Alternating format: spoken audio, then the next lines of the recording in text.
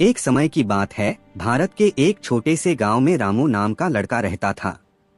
उसके गांव में कच्ची सड़कें थीं, बिजली कभी कभी आती थी और बच्चों के लिए स्कूल बहुत दूर था। लोग मेहनती थे, लेकिन साधनों की कमी के कारण आगे नहीं बढ़ पा रहे थे।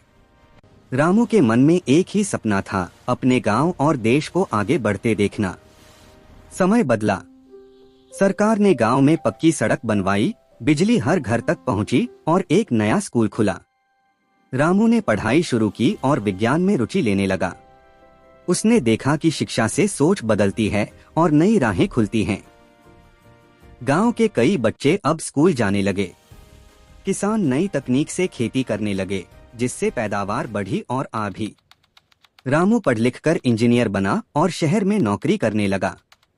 लेकिन उसका दिल गांव में ही था। उसने अपने गांव में सोलर पैनल लगवाने की योजना बनाई, जिससे बिजली की समस्या खत्म हो गई। पानी के लिए उसने वर्षा जल संचयन की व्यवस्था करवाई।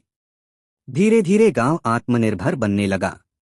देश के अन्य हिस्सों में भी ऐसा ही बदलाव हो रहा था।